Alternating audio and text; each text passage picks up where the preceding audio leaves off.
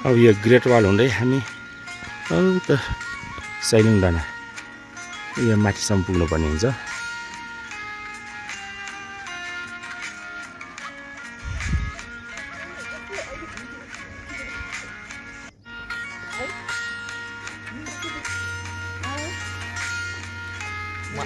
दाजु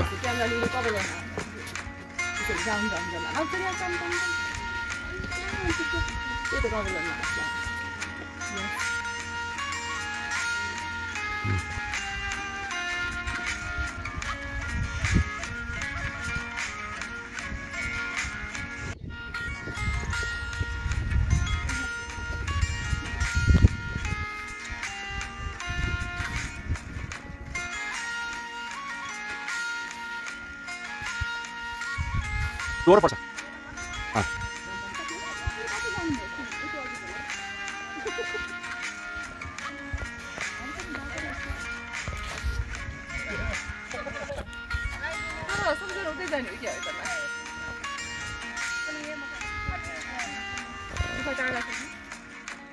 यो माथिको गुफा जङ्गलहरू जाँदैछ।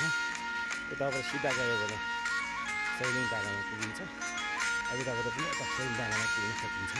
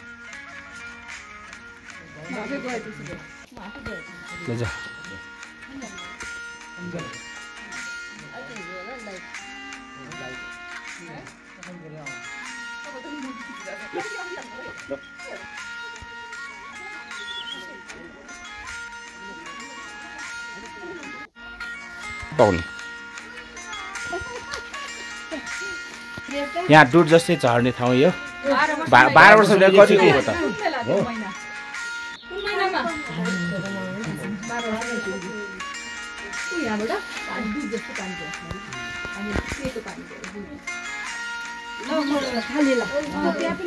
महादेव गुफामा 12 वर्ष एकचोटि दुध जस्तो पानी झर्ने ठाउँ टह छ। अहिले पानी छैन। जेमन फेरि जान मिल्छ होइन छैन यहाँसम्म मात्र हो। अहिले पानी छैन नि यहाँ। ए पानी आउँछ त्यो बेला ए ल यहाँबाट पनि पानी आउने हैन 12 वर्षमा यहाँबाट पनि पानी आउँछ भन्छ। त्यही पानी जम्मा हुन्छ।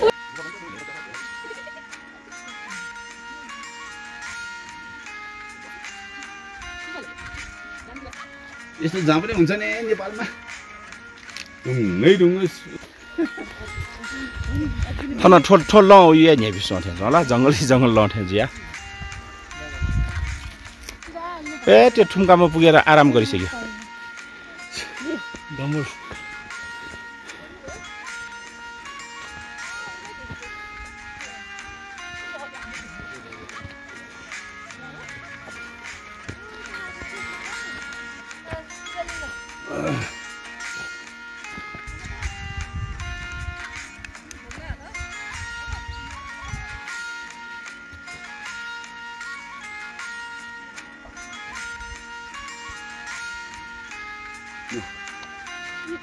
यो के रङ्गी चाहिँ के आगो यो माथि पुगिसक्यो मलाई पर्खिरा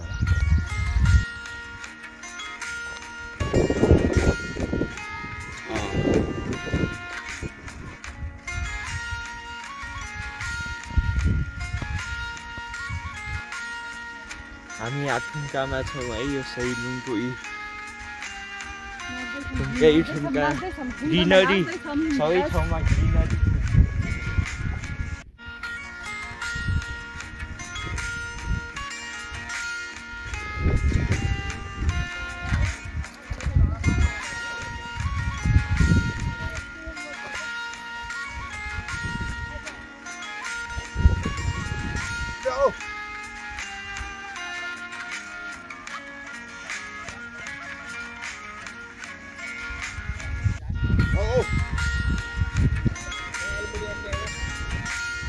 अलमुन नौरो जाउँ ए बाबु आऊ आऊ छु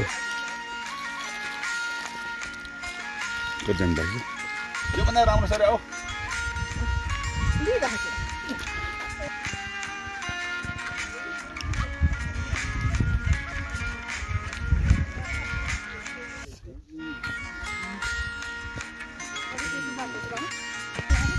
यताबाट गएमा जुरे ढुङ्गा महादेव पुगिन्छ त्यसपछि यताबाट हामी सिधै गयो भने कालापानी सैलुङ पुगिन्छ अब हामी सिधै कालापानी सैलुङमा जान्छौँ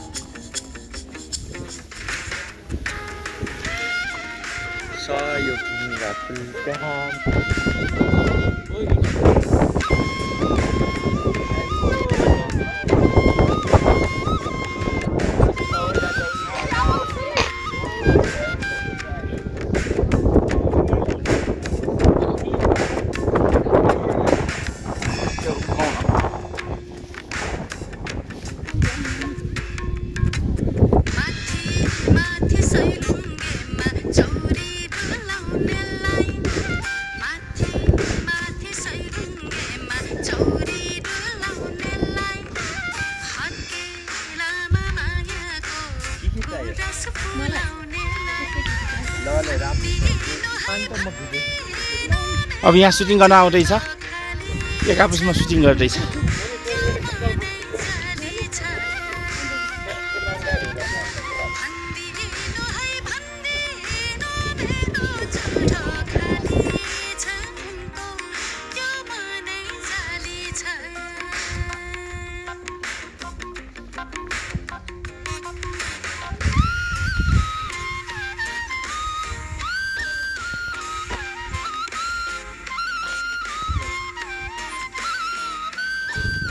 अहिले खाएको सब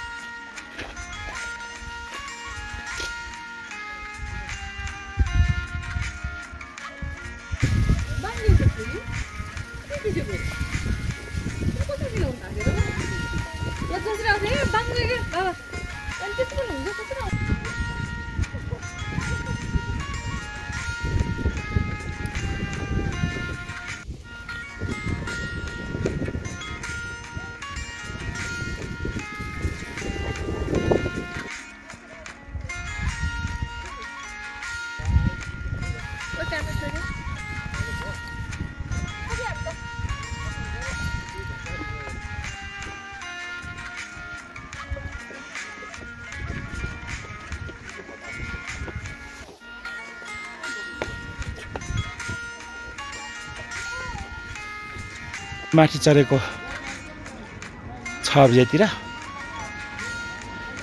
अब अहिले चाहिँ हामी 11:15 जति भयो होला अब हामी तल काला पानीमा पुग्यौं